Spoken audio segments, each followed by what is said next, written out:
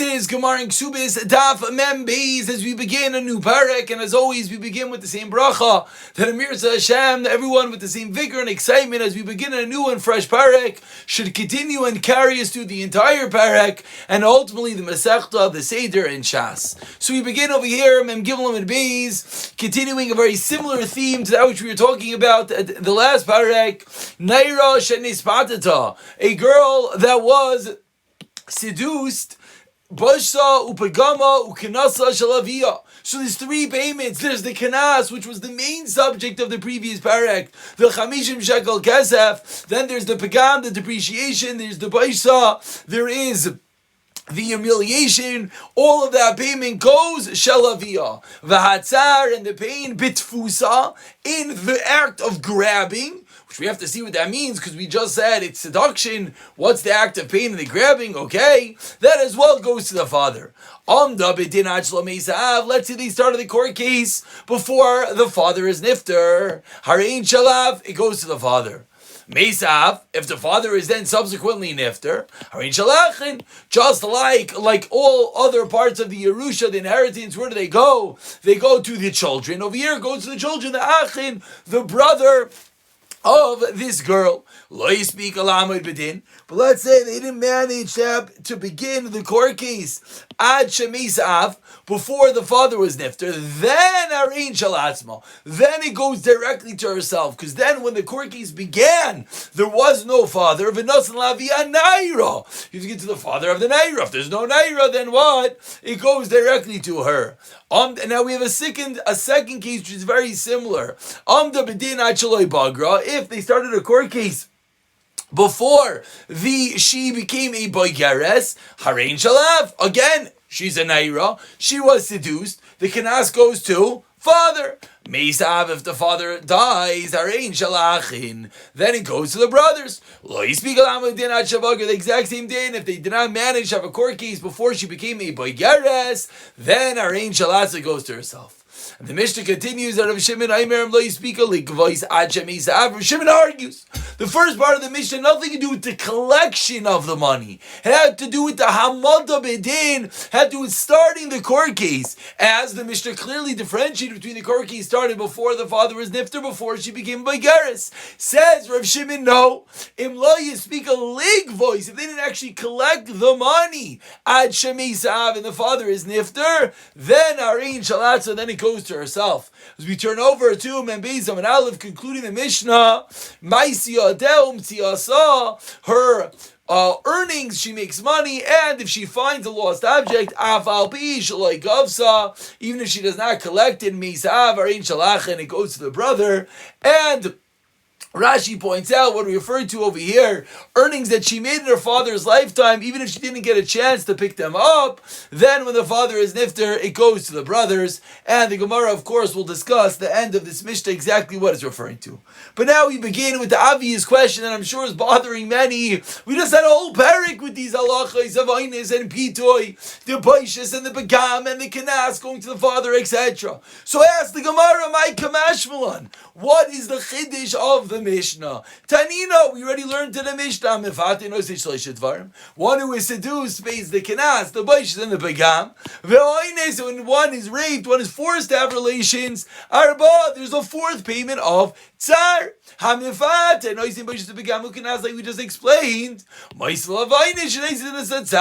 So says the Gemara, I don't understand. What is the Chiddush of our Mishnah? We had this exact carbon copy din in a different Mishnah, and we even learned it recently.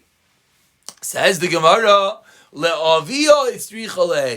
the Chiddush of the Mishnah is that where does the money go to? You're right, the Kanas, the Baishas, the Begam, the Tsar, the obligation to pay for Pitui 3 and for Einis 4. You're right, that is what we knew. However, where do you pay to? The fact that you pay to the father, that is the Chiddush. Says the Gemara Vayter, no. Lavia Nami Pshita, that's also obvious. Mitkayav Mifata. So explains the Gemara, you know what the Chiddush is? For the fact you have to give the act of pitui to the father.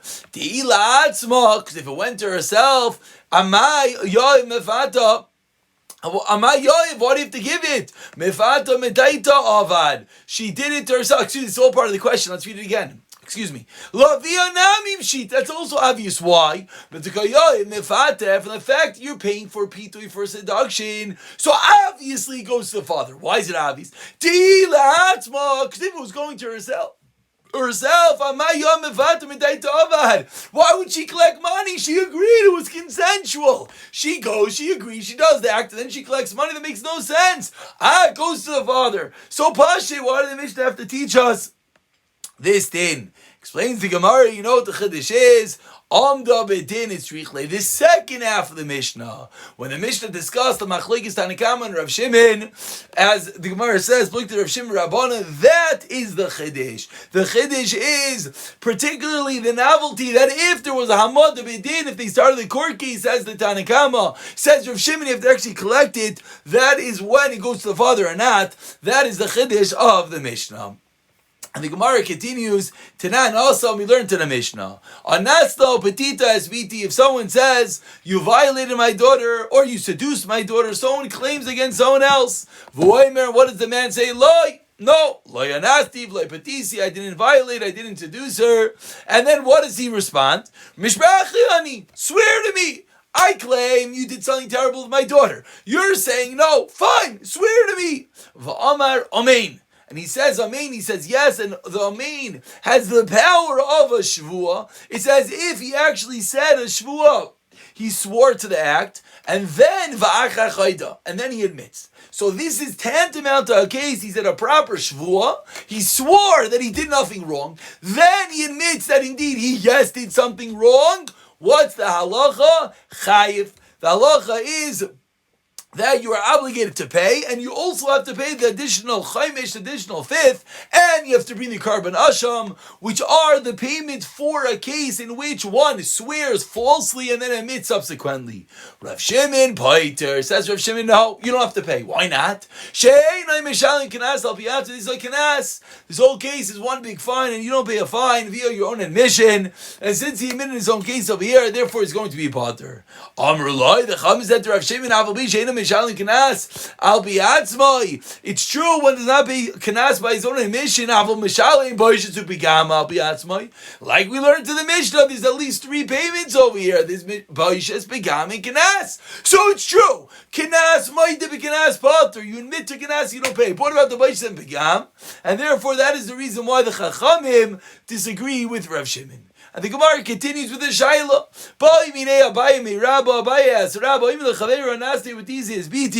If someone says to his friend, you violated, seduced my daughter like in the previous case, now in addition, not only did he do it, we brought you to court. And the court said that you were obligated to pay lead to me, mammon. So the father says, you violated my daughter, I brought you to court, they found you guilty, and you have to pay.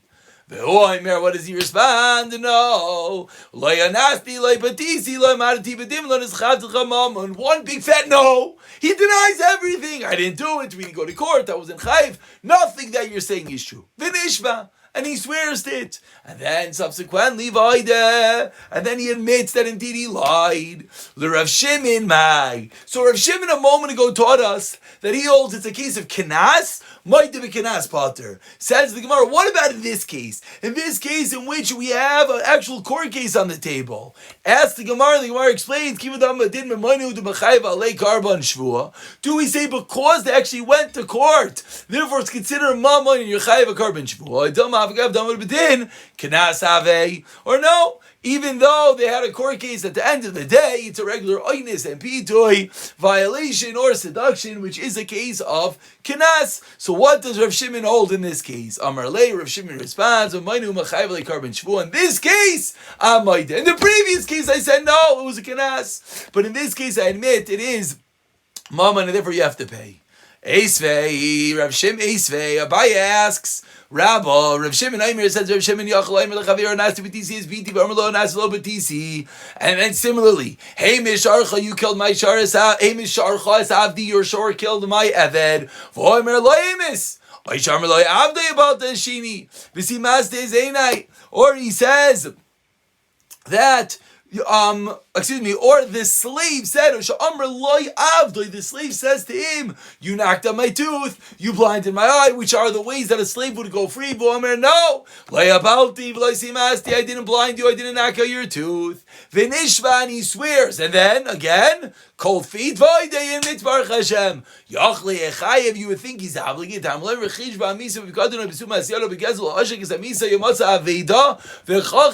any of these cases, you denied Vinishvan, you swore al sheker. Ma elum yuchad, in this whole list over here of yuchad shein mamoin. That's when there's a payment for swearing falsely in a case where it is an actual din of mammon.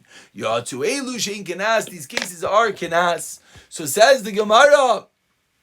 And what's seemingly the case as we turn over to Amid Beis? My love, Bedin. We think right now that all these cases are cases where you actually brought him to court, and we see that what is the halacha? The halacha is in that we're calling it mamain. We're calling it a kanas. Kasha on Rav Shimon, who said that he's potter. We're calling him mammon in this case. Answers Gemara, Loi. What we're talking about over here is they didn't actually go to court, which was the case that Rav Shimon was Maida. Asked the Gemara, from the first case of the Mishnah, there was a court case, seemingly the Sefer should be the same. The Ketani Reisha, it says in the first part of the Brayse, the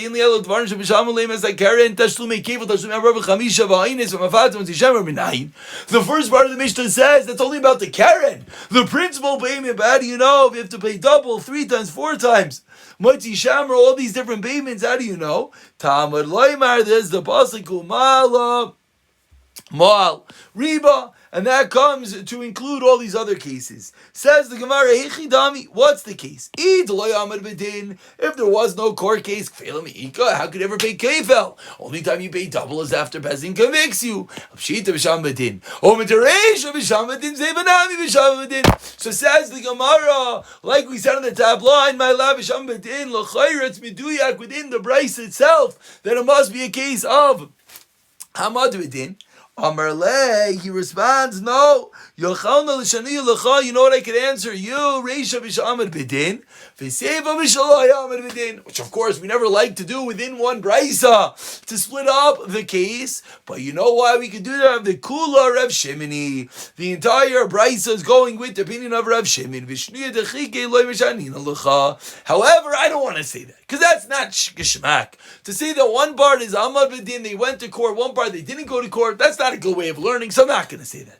Why not? Because if I say that, you're going to tell me, Leslie Reish Rav Shimon, Aimer Leslie Sefer different Rav Shimon. If the entire brisa is indeed Rav Shimon, the brisa should have started Rav Shimon Aimer, or should have concluded these are the words of Rav Shimon, and the brisa didn't say that. So to say that the brisa is a case A, Hamatavit, they went to court. Case B, no, and it's all Rav Shimon. Should have mentioned Rav Shimon in the brisa. So that can't be pshat. Ella, you know what the case of the brisa is? Kula b'shamad b'din. The entirety of the brisa is a case of Amad b'din. V'reish Rabbanon v'sefer Rav Shimon. That's how we're going to differentiate whether the Mishnah is Rabbanon or Rav Shimon. O Modina lechan, I agree to you. Linin carbon shvua derachmanon patre. With regard to the carbon, we have a special patur. Maybe v'chichesh. So what's v'chichesh? V'chika amina maman avila rish lebanov. So we're splitting it down the middle. That when it comes. When does Rav Shimon say that it's not called a kenas, but when is it called mamain? Is only with regard to bequeathing it, giving it over to his children. But the Gemara is still not happy. Esvei asked the Gemara from our Mishnah, what are our Mishnah? It all has to do with the collection. The Tanakama said in our Mishnah, it has to do with bringing him to court. Rav Shimon said it has to do with the collection. If you did not manage to collect it and then father dies, then the girl keeps it herself.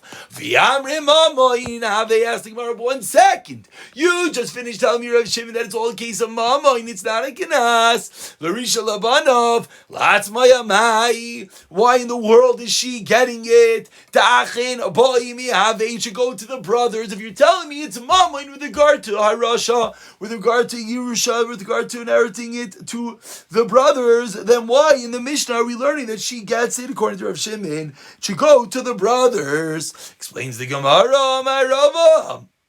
Milsa Kasha Rabba Rabbi Yosef Esrim Mitartin Shnin. Incredible! This was schwer to them for 22 years. V'lo Yifrik, and they were not able to answer the Kasha.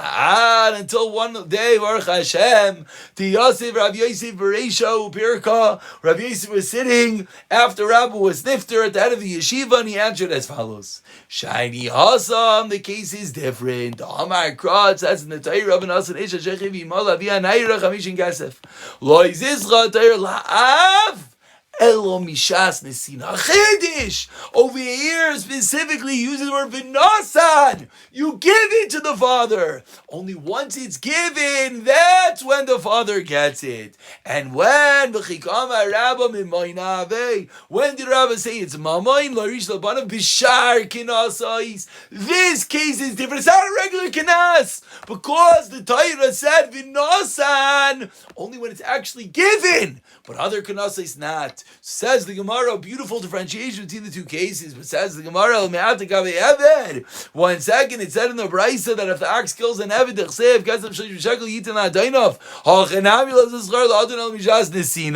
it should be the same thing,